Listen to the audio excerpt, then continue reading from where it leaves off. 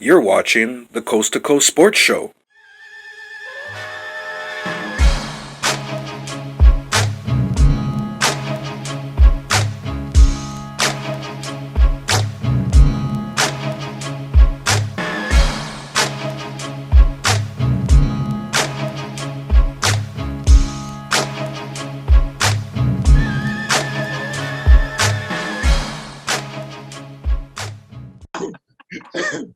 Y'all crazy. Hey, tell them to play the Wild Wild Wild Wild Hey, West. play the Wild Wild West song for me. Oh, y'all crazy. James used to go back up there for the Calgary Stampede just so he could put on his Wild Wild West outfit.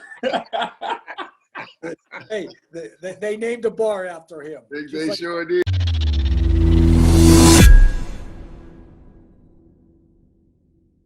But this is like our first time to do what's called the Legacy of Hall of Fame, Canadian Football League Hall of Fame guys. And this is my first time getting on here, although I've interviewed a lot of guys who are in the Hall of Fame and also some coaches and people that played in the CFL. And I want John to continue with this conversation, but I want to introduce them as well, first of all, as we start. And that's John Hufnegle and my friend Damon Allen. I played with John Hufnegle before, played against him for a moment. But I played against my whole career against Damon. I hated playing against that joker. His body going one way or another. His torso going one direction and his lower body going the other. And I like, which area do you hit? You know. But anyway, welcome on board, man. I'm glad y'all here with me in this initial presentation of the Canadian Football League Hall of Fame legacy guys. So thank you. Thank you for getting on. Man, thank you. Thank you for the invite, James. We were supposed to have Warren Moon on here, but I don't know if somebody's hacking into his account. But I got several emails pertaining to he's going to jump on and this and that. But the latest one, I haven't heard any information because as recently as last night, it was a message said send him the link, and that's what I did. And then I sent another one that said we'll get on in the next 3 hours. I haven't heard a response, so I'm all right with you guys.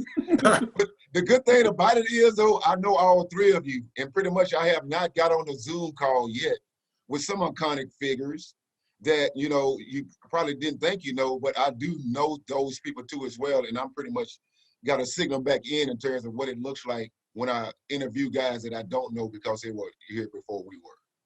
So if I've said all that, and I hope you can remember now what Damon asked you and you was getting ready to respond, and then I interrupted you. I just want to welcome if anybody when they get a chance to see that doesn't know how we started.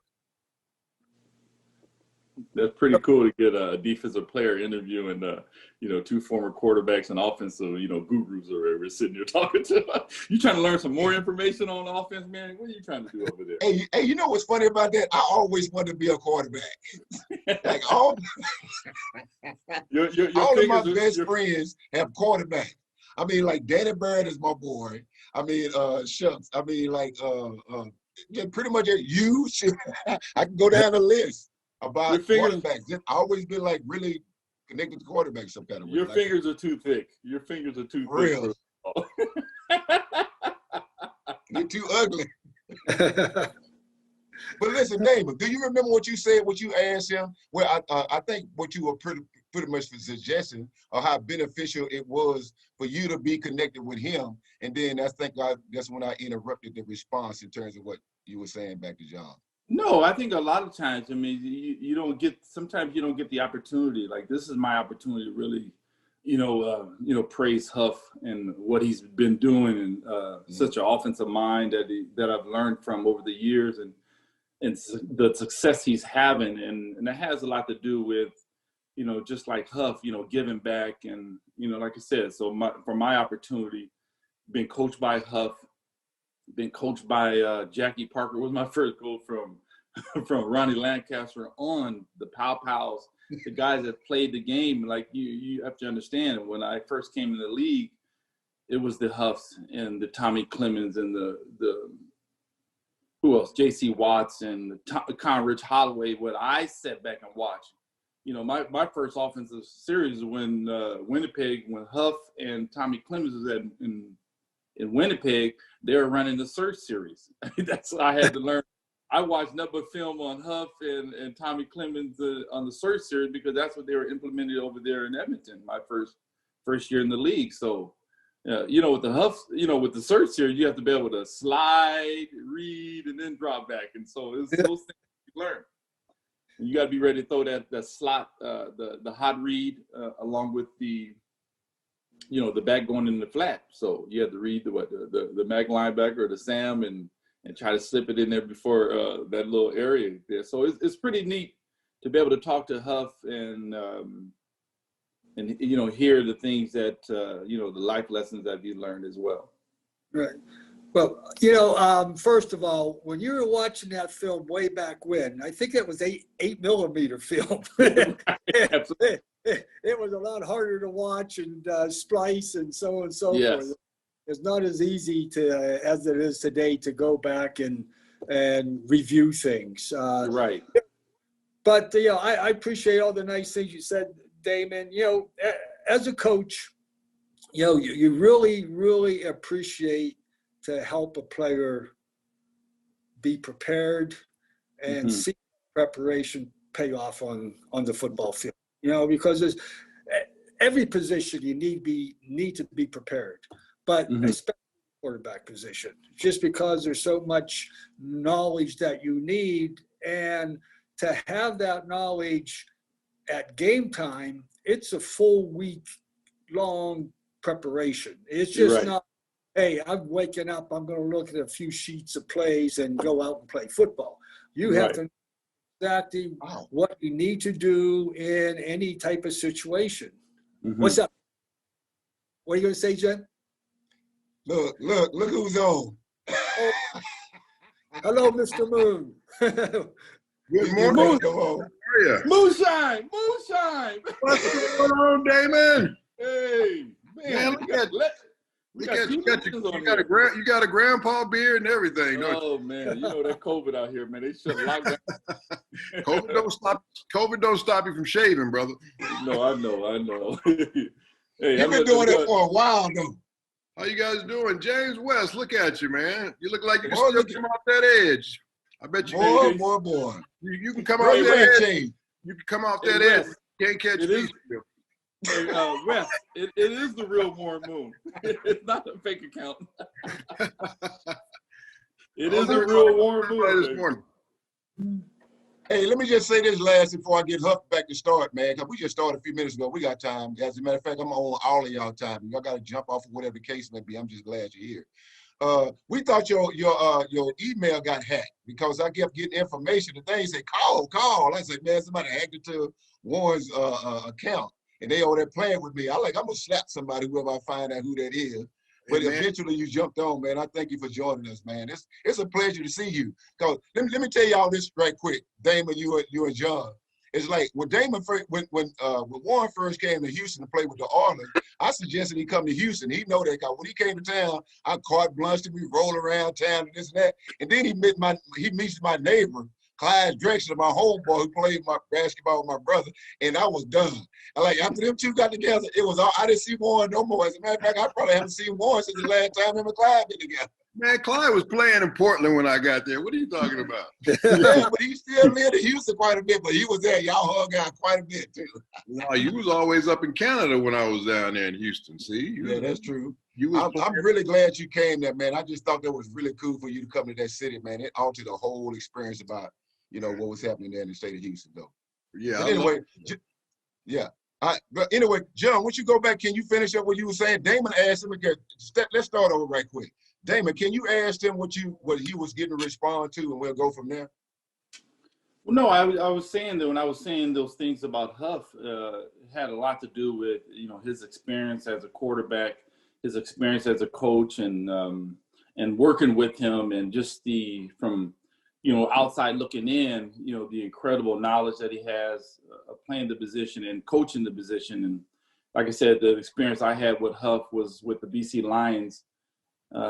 We're somewhat in a rut, and they brought Huff in to counsel the offense. And, with that, we went on like an 8-game winning streak and, brought in the right players. But it was just, his ability to know offense and how to play the game and to, dissect defenses and things like that I really had a great appreciation. I learned a lot during that time, dealing with a former player a quarterback that you can relate to. And, it's probably the same, for Warren too. And I think everyone would have those stories about, learning from other coaches and the different coaches that, you can add to your toolbox. And so that's basically what I was saying. Just, Right. just thanking Huff for, what he's done for me as a player. I'm trying to tell you what Huff is going to say first before he responded. Damon, he's going to tell you about all the great times that he beat y'all, Warren. Hey, the only thing I want to say about what Damon's saying is I'm just very, very pleased that I didn't screw him up.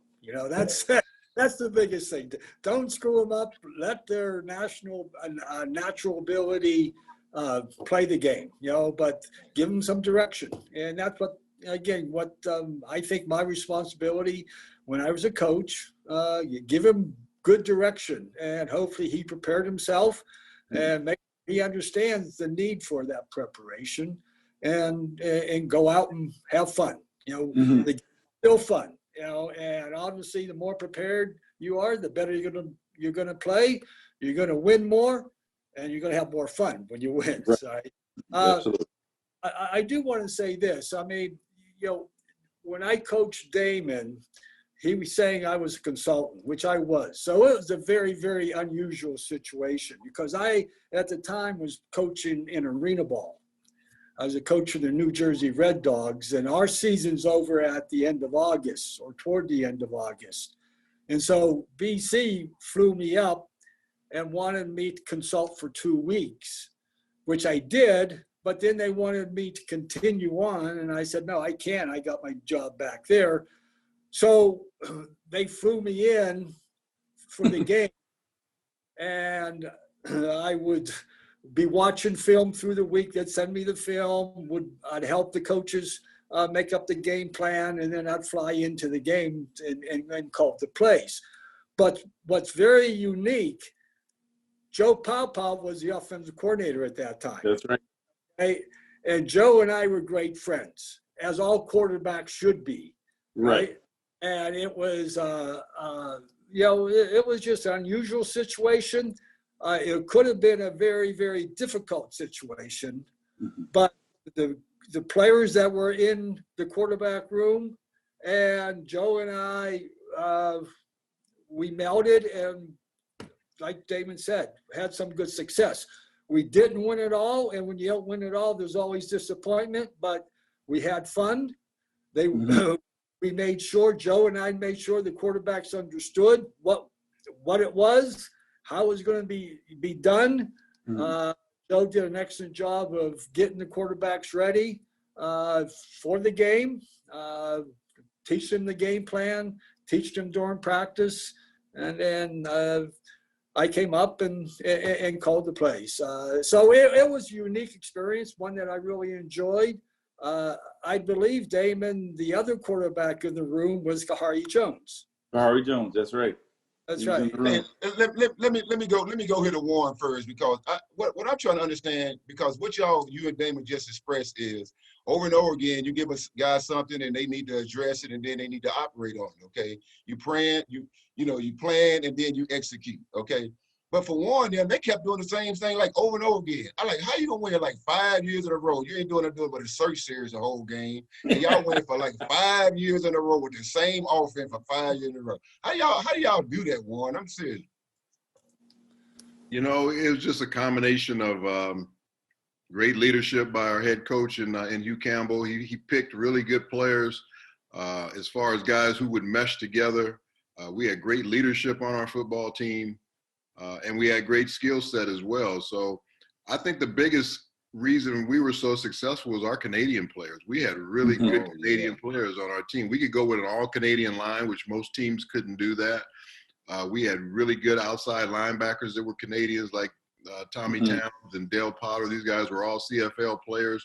So our Canadians were really good players to go along with our skilled guys from the United States. And you combine all that together with the leadership, and then we had myself and Tom Wilkinson, 2 good quarterbacks who had totally different styles, that people had to get ready for 2 different total styles when they played against us, and you just couldn't do it because you didn't have enough time in a week to get ready for both of us. So the combination of all those things and us being able to keep that group together for such a long time is the reason why we had so much success, I think.